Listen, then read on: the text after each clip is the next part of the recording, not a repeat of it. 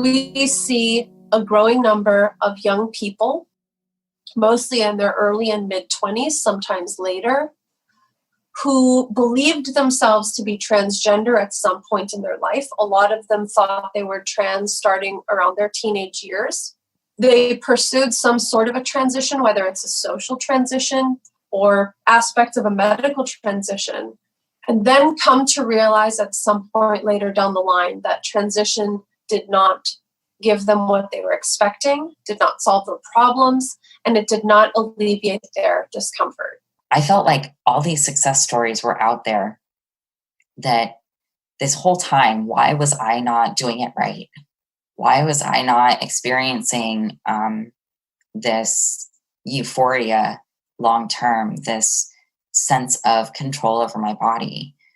Why was everything out of control? Why was I not fixed? And when I was reading the stories of these detransitioned women, I realized it's because transitioning can't fix you.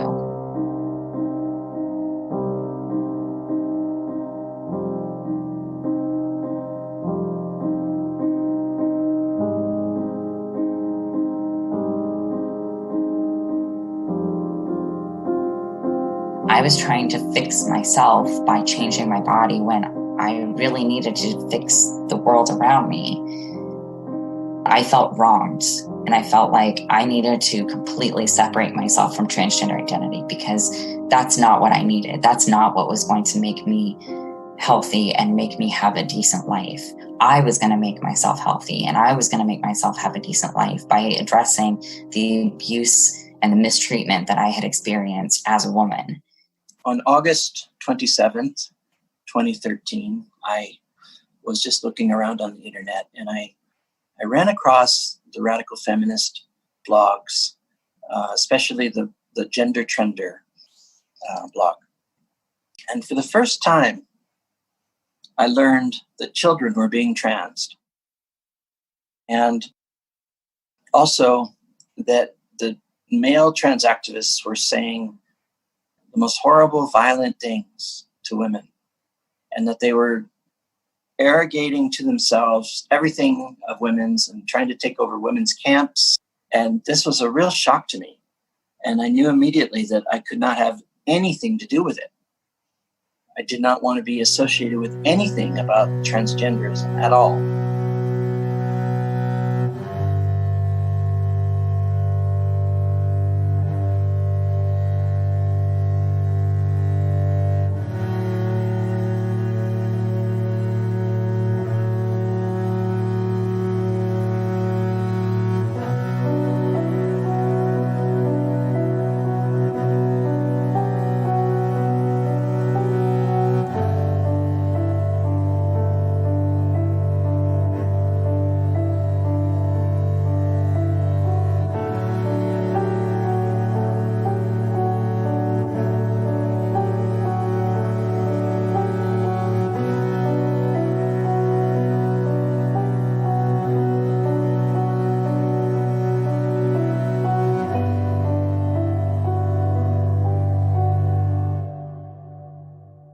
Approximately 85% of children and adolescents with gender dysphoria will have resolution of their distress feelings if they are allowed to go through normal puberty. The majority of those children and adolescents will be lesbian, gay, or bisexual as adults. And it's my opinion and the opinion of others that halting puberty interferes with the natural developmental process that allows an individual to gain acceptance of their body. And the way that I like to state this is that puberty is not a disease.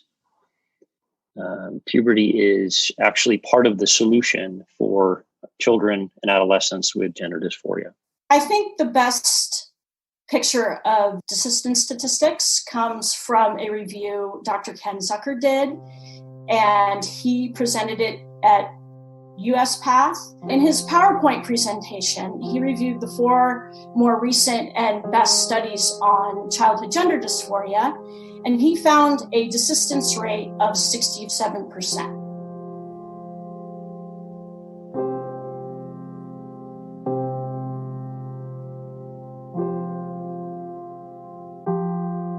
also seeing many, many stories of teenagers, mostly teenage girls, who are identifying as trans, who would fall under being diagnosed under the current DSM criteria. They are dysphoric for more than 6 months, often up to years, even in their tweens and teens. And then they are completely outgrowing gender dysphoria.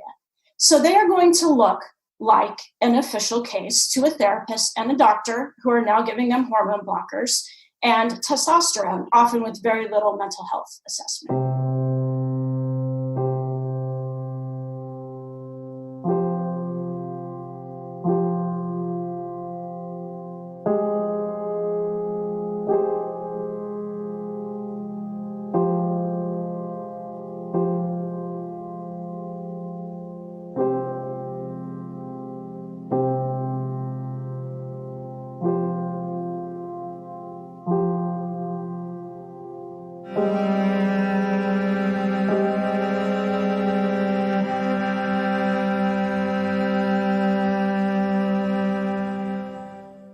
As soon as I quit the testosterone, I got so sick that I had lost 50 pounds in the matter of 2 months. So it was a miserable, miserable time. My mom took me to the ER numerous times because we thought I was probably not going to make it. I was on cross-sex hormones for over 5 years. So my body had become reliant upon testosterone. And then wanting to go off of it without any sort of guidance, let alone chemical support or even natural support. I only recently learned about supplements that I can use to assist with menopausal symptoms. So none of this was given to me. A lot of weird stuff happened when I stopped taking hormones. It actually changed a lot, and you don't realize how much of your hormones make up your chemical structure.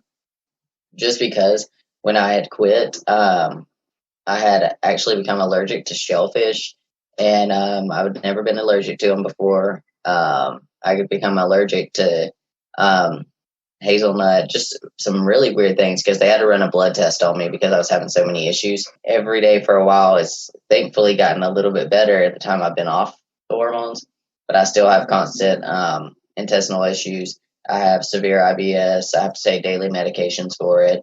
I have to take estrogen now daily. If a woman has taken testosterone at male dosages for several months, there will be effects on her body. If that woman then decides to stop testosterone, if she has not had surgery to remove her ovaries, it's likely that her ovaries will actually restart estrogen production. Now, if she's had her ovaries removed, she would need to take supplemental estrogen to replace those levels back to normal. The long-term effects of that hormonal switch is really not well understood. Estrogen should not be perceived as a reversal, having the capacity to reverse the effects of testosterone. Being in this kind of limbo in terms of, which restrooms you can use and all of those other practical things. And I can kind of understand why some women might decide that just continuing to live as a trans man is the best thing for them. I think with support and with a therapeutic relationship to journey with somebody to journey with you through this process, I think it is possible to face these difficulties in a way that's really liberating. But having said that, I also, as I said, I have the utmost compassion for people who feel that it's too difficult and who decide that they will just continue living as a trans man.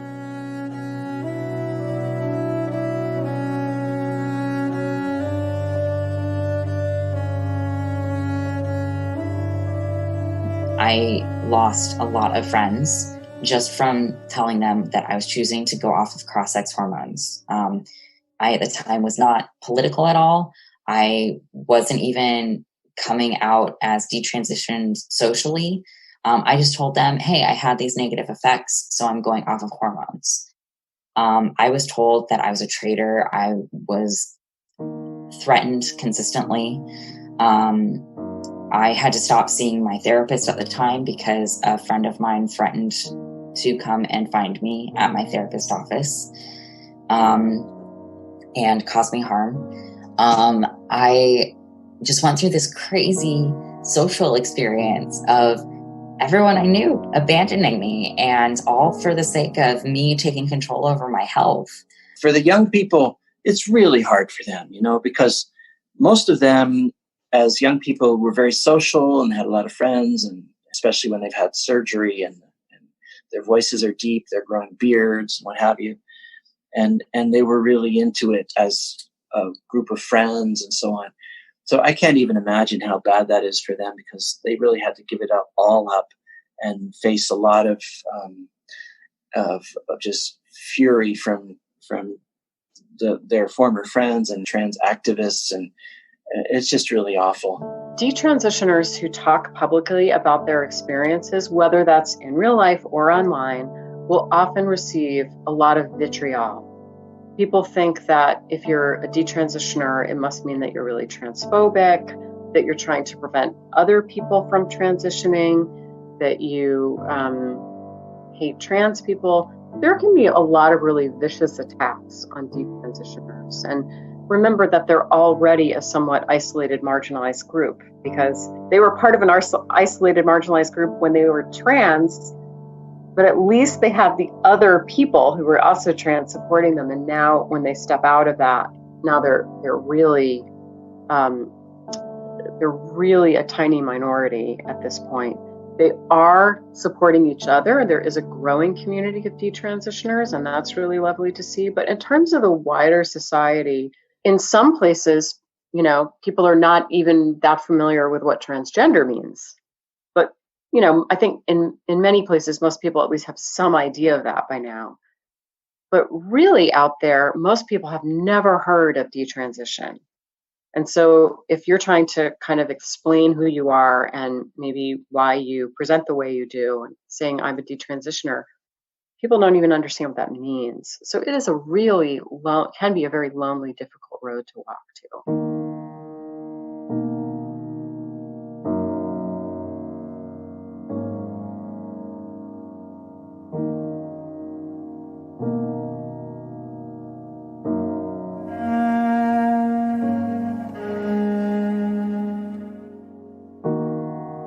One part of the narrative of the trans lobby is that there's a very low regret rate for this treatment. It works, and the regret rate is around 1%, and that's from studies that they're not very robust studies. They're old, and they are mostly concerned with older, late transitioning men. We actually have no information about this recent cohort over the last decade of children who are having these treatments at ages as young as 10, because they haven't grown up yet. So we have no idea. But that's a big part of how this treatment has been sold as beneficial and necessary. I used to be in charge of the adult service. I had to produce outcomes for every patient that was seen in my service. Now, the fact that you've got this controversial service and the medical director said there's no follow-up of these kids, which is quite remarkable in itself. We don't know how many children will regret. The only thing we have really in this country, the only indication is a statement made by Lord Robert Winston. He gets a lot of young people coming into his fertility clinics, and these are the people who have frozen eggs and sperm, who, in other words, had reached a stage of puberty, which is, I think, around Tanner stage 4, where they do produce eggs and sperm and freeze them for future fertility. The issue here is that children are being given puberty blockers at Tanner stage 2 of puberty, where they haven't yet developed any fertility, but also that most children do not go through that process of freezing eggs and sperm. They don't want to come off puberty blockers in order for their body to produce eggs or sperm, and they don't want to go through that process of freezing. It's a really uncomfortable process to extract eggs for girls in particular. So Robert Winston had children who were probably on puberty blockers at a later age, not the 10-year-olds, not the 12-year-olds, the 16-year-olds he would have been seeing in his clinic. And these young people were devastated at not being able to have their own children, and they felt extremely damaged. And there was a regret rate of young women who'd regretted having double mastectomies.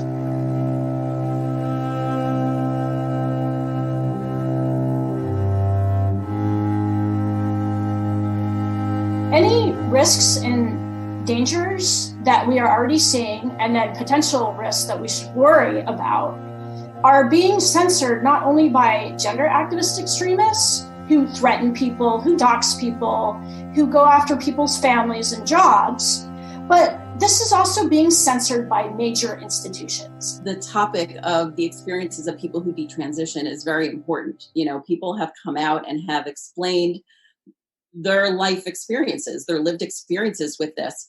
And there's very little research about this. And this is important because if you think about any medical intervention, why wouldn't you want to know all of the outcomes? You know, in what other world would there be, or what other scenario would there be when someone says, oh, we've got this technique for something. We only want to hear the good outcomes. We are not interested if you had an allergic reaction. We are not interested if you had an infection. We are not interested if you're dissatisfied in any way.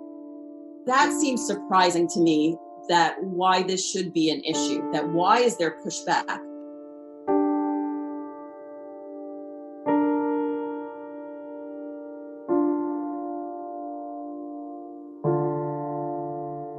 Scientific journals don't usually care about what some activist who's not even in a university, not even a scientist, would say, but in this case they pandered to these activists, and so anybody seeing that would say, I don't want to do research on this. And certainly in Britain we have James Caspian, who was a psychotherapist who wanted to do research for his master's thesis on people detransitioning because he'd seen it in his own practice.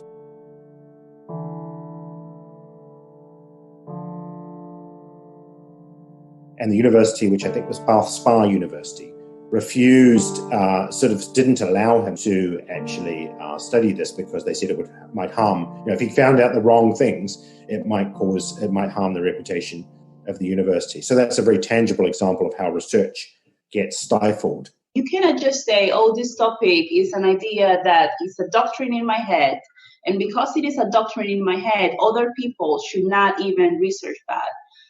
No. You have to do the research, and you have to analyze it from different point of view, and you have to listen to people who disagree with you, because that is how you get to a point in which you understand even your own ideas better. Imagine if I went to an engineering department and told all of these people, well, actually, I don't know anything about this, but you should all shut up and listen to me. That would never happen. In an academic institution, in an academic setting, you have to create a space in which everyone feels welcome to do their job without having to worry about being intimidated, being abused, being bullied. That's not a humane environment. My hope with the studies that I'm doing about detransition, I'm really hoping to open this conversation.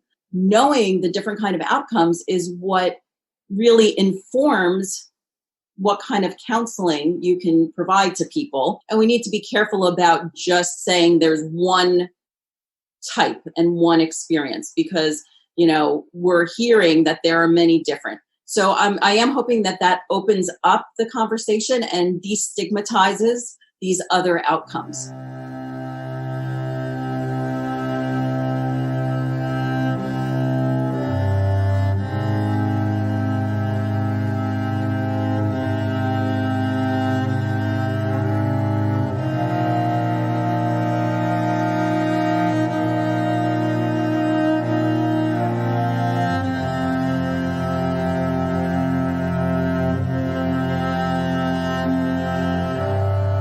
They don't care if you are somebody who has had issues.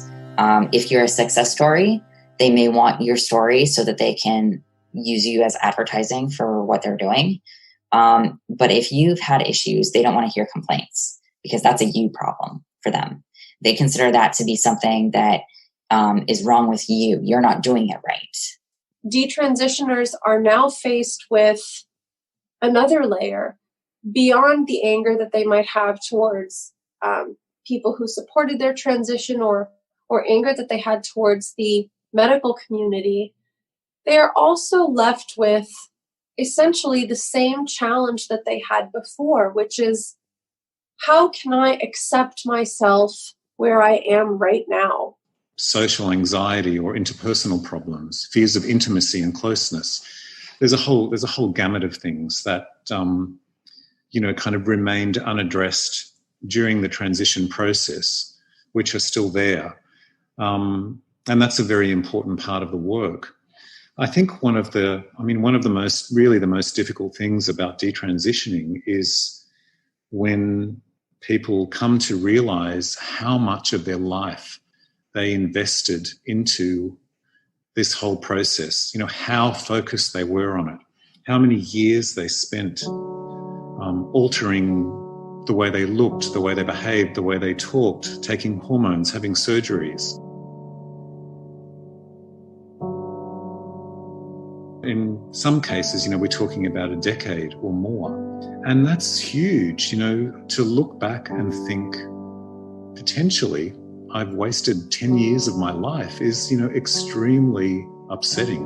A lot of people are beginning this transition process and they're not getting the right support. They're not getting the right medical treatment. They're not getting the right resources. They're not getting the right information. And then they are coming to a point where they need to either stop transitioning for medical reasons or emotional reasons, or they're just having difficulty. It's like, if you're going to push people in that direction, even if that ends up being a direction that maybe is good for them, they still need support. They still need care. We cannot just take all that care and say, you're good now, you know what to do, because we don't know what to do.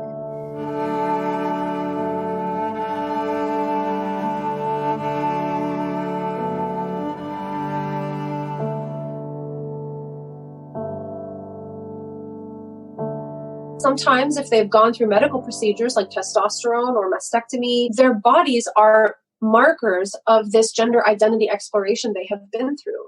And if they now pass better as males than they do as females, they now have reverse dysphoria. I think one of the big ones that I've seen in women who are detransitioning is coming to terms with same-sex attraction. Many of these women are lesbian. And for various reasons felt very conflicted about being a woman who was attracted to other women. And those issues are often still there once they decide to detransition. And, it's a matter of trying to help them deal with whatever the internal issues are, such as shame, homophobia, etc. If you look at the world at the moment, if you look at like the UK, we've had gay marriage legalized for a few years. We've had vastly on a social level, it looks like being a lesbian's accepted, but it's not. There's definitely this, like, lesbophobia is still incredibly alive. I've seen story after story of young women who are seeking psychological help in their detransition, and they just keep running into ideological professionals who think they're making a mistake and think that they really need to continue with their transition and just don't understand how somebody with gender dysphoria couldn't be trans.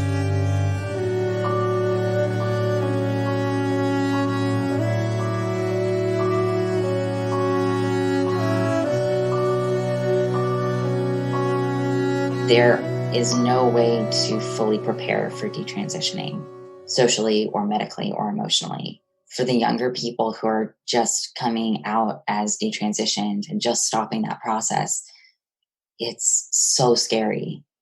It's terrifying, because a lot of times everything you thought you knew and everyone you thought supported and loved you has abandoned you. There's a tremendous challenge in wanting to save face if they are starting to question. And I think a lot of young people who are considering detransition may stay down the path of transition just because they don't want to kind of admit that they were wrong. I was absolutely terrified that I was going to be so frowned upon. I was so scared that I wasn't going to do anything. I was just going to keep taking the hormones because I didn't want to have that view. I didn't want to have that title. I didn't want to be the person that made everybody do that and then change back. The young person knows that the parent might say, I told you shouldn't have done this, or I knew this was a bad idea. I wish you had listened to me. So we have to remember, if we have somebody in our life who we care for, who is identifying as trans or has transitioned, we have to keep in mind that they really need support and compassion at every step of the way. If you stop, or if you're even thinking about stopping, it does not matter what anybody else's thoughts are. It matters that your health is okay, that you're mentally okay, and that you're doing right for what you need for your future and what you need for your health. You have to trust yourself and work to learn to love yourself and to love your body and to respect the trauma that you've experienced. You have great strength and great potential for healing. She calls it radical self-acceptance, and it's something she has to do every day. And she came to a place where she's like, this is my body. This is the only one I have. I am stuck with me for the rest of my life, so I need to find a way to get along with me. She doesn't love her body, but she is learning to accept it. And it's something that she does every day. You know, for quite a long period of time, these women feel like they're in a kind of no man's land where they're not women, they're not men. People still see them as men because they're bald and they have facial hair. They don't want to be seen as men anymore. How do they go about finding relationships with the body that they have and the kind of hybrid body that they've constructed for themselves?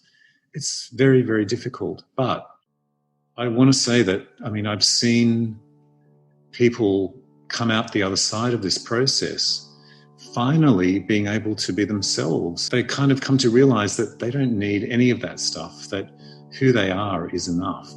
It's kind of amazing to see people come to that point. We have this wealth of community on social media. And if you can make sure you're doing it in a modest way in order to preserve your mental health, because it can get anxious being out there in this vulnerable state, you can find community of detransitioners out there. She's finding her own path, and I think the most important thing is to allow her time to do it, and recognizing that for her, she might need more time than maybe some other kid who has never gone through this process, because a lot of her teenage years were hijacked by it. And so I think in many ways she's felt like she missed out on the normal teenagehood. And I think allowing space for her to feel that loss is really important. That's just the nature of humans, I think. You process it and you get past it. And at some point she's going to be like, I'm out. I got things to do.